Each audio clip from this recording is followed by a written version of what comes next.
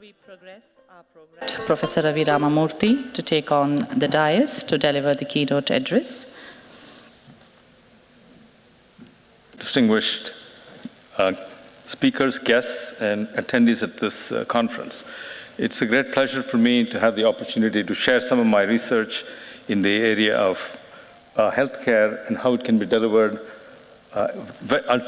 surprisingly low cost in all kinds of medical conditions to people who have a very limited capacity to pay. This is a topic on which a colleague of mine, Vijay Govindarajan, at the Tuck School at Dartmouth College, and I have been working for the last few years. And it's based on work we did in India, where we identified a number of hospitals that were providing world-class service and world-class outcomes at a fraction of the prices in the US. Now, it takes some nerve for me to come from the United States and tell this story in India to Indians, so you probably know a lot of this. But perhaps it'll be interesting for you to see how it appears to someone from the outside, because I really do believe that in the area of healthcare delivery, Indian hospitals and Indian organizations are at the cutting edge of innovations to improve quality and dramatically lower cost. And that this kind of innovation is not happening in the advanced countries like the United States. Now, many other wonderful things happen in the advanced countries, but innovations to improve the delivery of healthcare is more likely to happen in places like India. And I'll say a bit more about that in a minute. We wrote up our findings in an article in the Harvard Business Review, as was mentioned earlier, and our intention there was really to provoke other countries to look at the Indian examples, to see what they can learn and what they can apply. And we also intended it to be applied in the United States. In fact, we are now in the process of writing a book that takes these ideas and tries to see how they can be applied in the United States. So, as one of the messages I hope to convey in this presentation is, if hospitals in all parts of the world can learn from the Indian example, surely Indian hospitals can learn a lot from each other too. Because when we present some of these findings outside India, we are told that, oh, my country is not like India. Maybe you can do that in India, but we can't do that in the United States, or whichever country we happen to be in. But surely the Indian example can be applied by other Indian hospitals. And if we do that, I think we make India really the hospital to the world, in the way that China became a factory to the world. And India at one time became the back office to the world. There is a real opportunity for India to become the hospital to the world. In healthcare around the world, no matter which country we're talking about, there are three main goals: quality, cost, and access.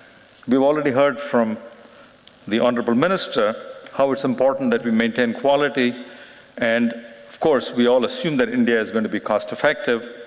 But there's a third dimension of access, which also we have to keep in mind, which is making sure that more and more people can afford the healthcare that is available to others. Now, in the innovation in delivery of healthcare, what makes countries like India very promising laboratories? Well, obvious reason, first of all, is that there's very large demand. We've got 1,300 million people who need healthcare. And they are increasingly encountering the same lifestyle diseases that have been a problem in the advanced countries. So the demand is very, very large. At the same time, there's a severe shortage of doctors and hospitals and equipment. And so the only way you can use a limited supply of doctors and equipment to serve a very large population is by being innovative in how you provide those services. Finally, you also find that in India, 90% of the people are uninsured. Mind you, in the United States, 90% are insured and 10% are uninsured. And that is still seen as a very big problem. But in India, we have 90% of the population is uninsured. And very often they're paying out of pocket. And in the aggregate, in India, 70% of healthcare costs are paid out of pocket. and the capacity to pay is limited. So you put all of this together, you have a large population of people who need a lot of these services, cannot afford to pay very much, and they have to be serviced with a very limited supply of doctors and equipment. The good news is that these challenges in Indian context can be addressed by an innovative private sector, because the private sector has taken an increasing role in the delivery of healthcare in India. It's not enough to have challenging problems. Countries that have challenging problems but also have entrepreneurs and innovators are usually at the cutting edge of finding solutions to those problems. And in terms of finding ways to take the existing medical knowledge and make it available to the greatest number of people while maintaining quality, I think India is very well placed to lead in that kind of innovation. Now, you all know that India is very competitive on cost, and these are some of the prices for some procedures in the hospitals that we looked at. This is not average for India, but these are the hospitals we looked at, in which the costs are even lower than the average Indian hospital. And it ranges anywhere from 1% to 15% of US prices. So it's quite possible, even if you're not a very efficient hospital in India, to be quite competitive compared to the advanced countries. But these hospitals that we looked at, and I'm thinking here of hospitals like Arvind, LV Prasad, which both provide eye care, hospitals like Narayana Health, which did a lot of initial work in terms of cardiac disease, HCG Oncology, and care group hospitals in Hyderabad, and so on. So this is a subset of hospitals that we studied, and they're able to provide care at very, very low prices. So they're anywhere from 85 to 99% cheaper than the US, and yet the quality of care that they're providing is pretty good. And we've looked at that in a number of different ways, looked at some indicators where there is objective data available. We've looked at things like accreditation, which some of these hospitals have obtained from prestigious accrediting agencies. We've also had experts visit some of these hospitals and do research studies, and it suggests that these hospitals are as good as the average American hospital. Sometimes they're better, sometimes they're worse. It's not a night and day difference. Because their prices are 1/20th or 1/50th those of the United States, doesn't mean the quality of care that they provide is 1/50th or 1/20th that of the United States. So there's a very attractive value proposition. You get almost the same kind of quality, maybe even better, but for a fraction of the price. And this cannot be explained, this cost advantage cannot be explained entirely by cheap labor. We've done the analysis, and it doesn't support the view that it is because labor is cheaper in India that costs are lower. Cheap labor helps, but it's not the entire story. Finally, the interesting thing about the Indian hospitals is that they're still profitable in spite of having prices that are so much lower, in spite of providing very high quality of care.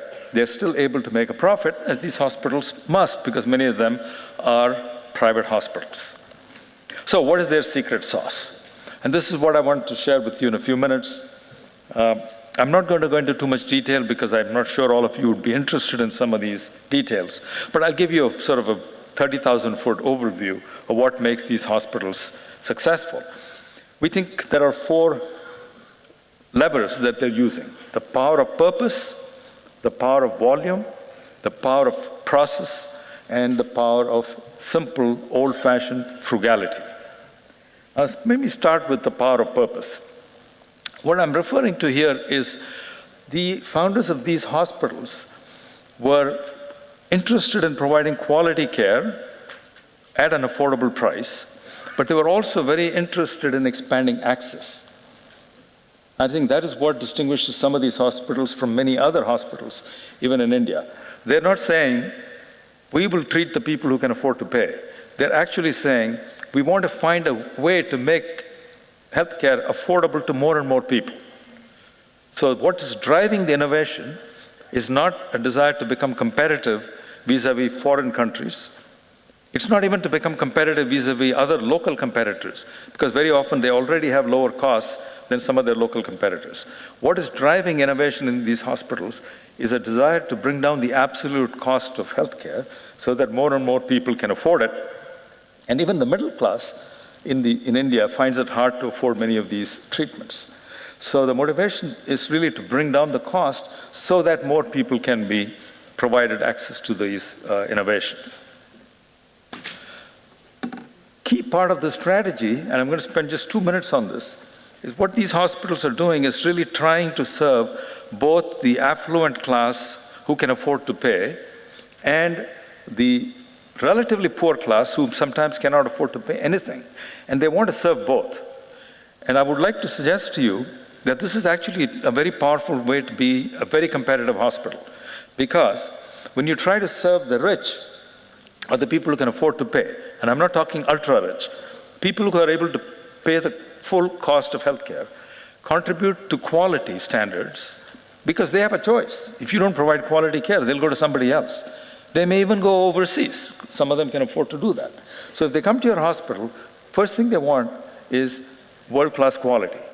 If you can provide that kind of world-class quality at a price that may be a little more expensive than many other Indians can afford, they would still take it. That contributes to the margins of your hospital. At the same time, they contribute to the financial viability and the reputation of your hospital. So the rich and well-to-do patients are an important segment for these hospitals. What is surprising is, why would they want to go after the poor and the people who sometimes cannot pay? And I would argue that there's actually strategic value for the hospitals in trying to go after the patients of limited means and trying to bring them and convert them from non-consumers into consumers of healthcare. Number one reason is it puts pressure on the hospital to be ultra low cost. Because unless you can push the cost down dramatically further, remember, India is a country with a per capita income of $1,000 to $2,000. So you can't simply say a procedure that costs $5,000 is cheap because it's 5% of what it costs in the US. You have to find a way to make it even more cheaper so more Indians can afford it. So it drives the innovation in these hospitals. Secondly, poor patients add to the volume and the scale of your operation, which can help bring down some of the unit costs of your operations. Number three, poor patients add to the experience, the medical experience of the doctors. Doctors see a much wider range of conditions. When they get that experience, they may be able to use it to help treat a rich person. So there's in fact learning happening when you treat a poor patient or you treat a rich patient, and that has strategic value. Another interesting angle someone mentioned to me, one of the doctors, is when you treat a poor patient, it's even more important that you be absolutely reliable in quality. Because he says, last thing I want to do is to go to a poor patient and say, you know what, we think you need to spend a little more money to do more tests and more procedures. You have to get it right the first time and get it right every time when you're treating that segment of the population.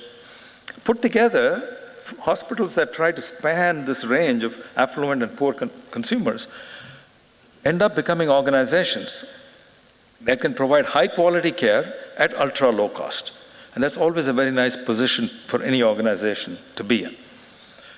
And the reason these hospitals pursue these kinds of strategies, we think, is because of the doctorpreneurs who started these hospitals. Now, who are doctorpreneurs? These are doctors who are also entrepreneurs, who are also philanthropists. Because they're doctors, they look for quality in healthcare. Because they're entrepreneurs, they look for efficiency and financial viability of their organizations. And because they are philanthropists, they are compassionate and would like to expand the access of their services. So really, these values brought by the founders contribute to the strategy that allows them simultaneously to pursue quality, low cost, and access. Interesting thing is, when you talk to them, whether they're for-profit or not-for-profit, they sound the same. They are, as we call it, people with a social heart and a business mind. They have a social heart, but they're not like NGOs who only have a social heart. They're very, very disciplined financially about how they run their operations, and they're looking for every way to save money, because if they free up the resources, they can treat more people at a subsidized price or even free. So the motivation is really to expand access, and profit is a means to achieve that purpose. Second part of their strategy is creating volume for the hospitals. Now, the volume does not happen automatically because there are 1 billion people in India. The volume has to be managed and steered to the right places within the hospital's network. And here we find that the system of hub and spokes seems to be an efficient way to configure the assets of hospital chains. And what you do is in the hub, you do certain things which require highly skilled doctors, highly sophisticated equipment, and you do some training and research in the hub.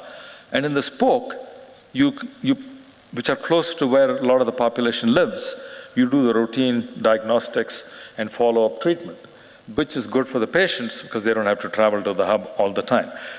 And when you do this and you connect the hub and the spoke with technology so that you can treat people remotely and pass information back and forth and so on, you create a system like this one at LV Prasad, for instance, which has taken the state of Andhra Pradesh, the old state of Andhra Pradesh, and blanketed it with levels of facilities in a multi-level hub and spoke network. We think this is a very efficient way to lower cost because the hubs become focused factories. The volume for certain activities is steered to the hubs where they're done on large volumes, increases the productivity of our doctors. In some of these hospitals, we find productivity is 4 to 5 times that of doctors in the US. Also increases the productivity of equipment utilization. As one of the doctors told us, you have to make the equipment sweat. And in these hospitals, they really do make the equipment sweat. They're working 24/7. Some cases even running tests at night. And the hub and spoke gives you economies of scale in all kinds of activities, which helps to lower your cost. But it also helps to improve quality because when you do work in volume, practice makes perfect. Doctors get more practice. They become better at what they're doing. It also helps you attract ambitious young doctors because they see these hospitals as good places in which to learn the art and the craft. And the hospitals then developed improved protocols. And sometimes they even contribute medical innovations that can be applied by hospitals in other parts of the world. And I give you a few examples here, but I will not go through them in detail. Occasionally, this also leads to specialization in rare conditions. If you have a lot of volume and certain complications only arise in 2 or 3% of the cases, but the volume is so large that 2 or 3% is enough to make it a full-time specialization for one of your doctors or a few of your doctors. You then can become very good at those conditions. And this, for example, is illustrated by Narayana Health's specialization in pediatric open heart surgery, where they have the largest facility of its kind and perform more operations of this kind than any hospital in the world. So this is now raising scale to a global level. Third key part is the power of process. This you can guess, what I'm referring to here is all kinds of process improvements that you can make in how you treat your patients. You can think about every part of the value chain and ask, how can I do it more efficiently? How can I do it more effectively? How can I capture that in the protocols so I do not have to reinvent the wheel? And then how do I keep improving the protocols over time? Another element of process improvement is task shifting, where you free up doctors so they can do the most critical activities, and they're not wasting their time on billing and administrative work and paperwork, but focusing on the things that only they can do. And that requires that you support the doctors with a lot of support staff.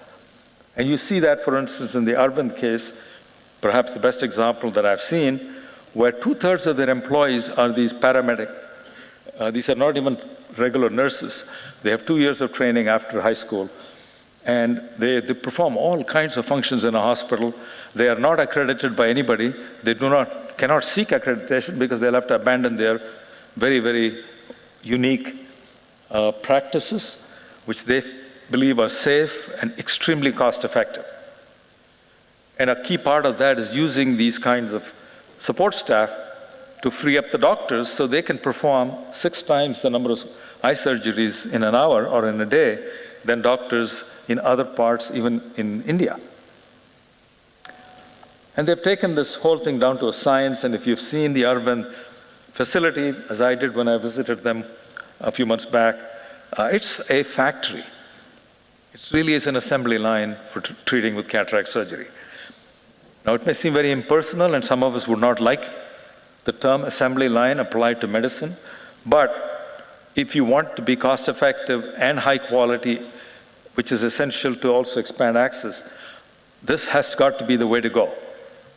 And I think this will become increasingly common in the developing world particularly. In my own mind, there is no question that Arvind is the Toyota of the healthcare industry. And I'll say a bit more about this later on.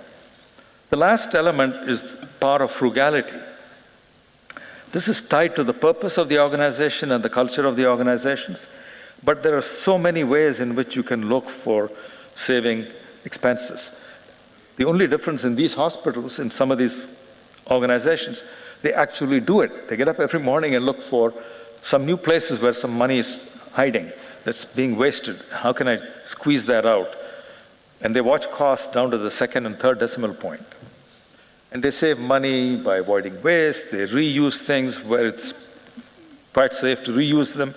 They substitute expensive inputs with inexpensive inputs. They substitute imported items with locally made items. They often employ doctors on their payroll.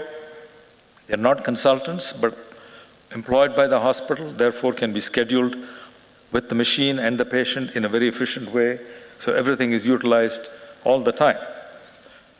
They often offer fixed prices, as the Honorable Minister suggested, and these prices are transparent, and this discourages unnecessary procedures. And also, in some cases, they try to get the doctors to worry about the cost.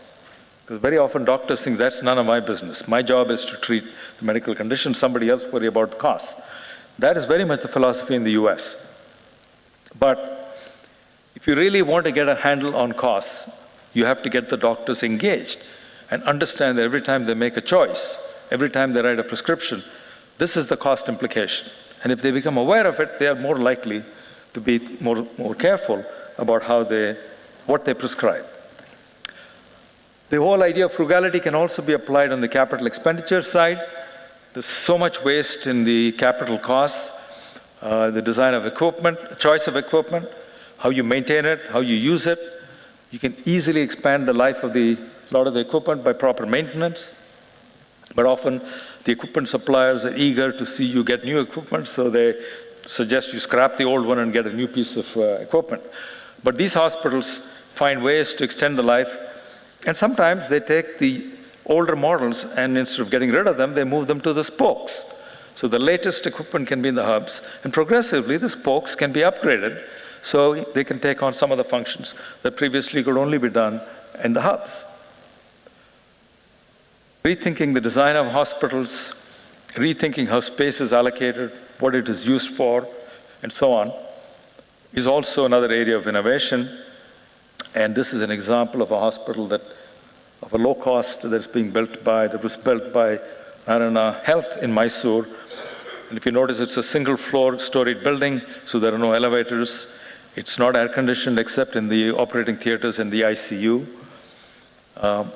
It has 300 beds at a cost of $7 million and includes all of the equipment you would expect in a tertiary care facility, except the equipment is on a pay-per-use basis, and the suppliers are happy to work on a pay-per-use basis because they know the hospital tends to have high volume. So the high volume will pay for the equipment over a period of time. So, we used to think in the old days that poverty leads to illness. And it's true. You were sick because you were poor. We have today controlled a lot of the infectious diseases, so poverty by itself does not directly lead to illness. But we have now the reverse problem in which illness can make you poor.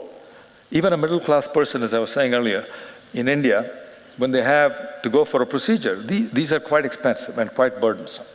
So I think the great opportunity in India, in the context of medical tourism, is how can India be at the forefront in dramatically bringing down the cost of healthcare, because we have ourselves a large population of people in India who need this kind of healthcare.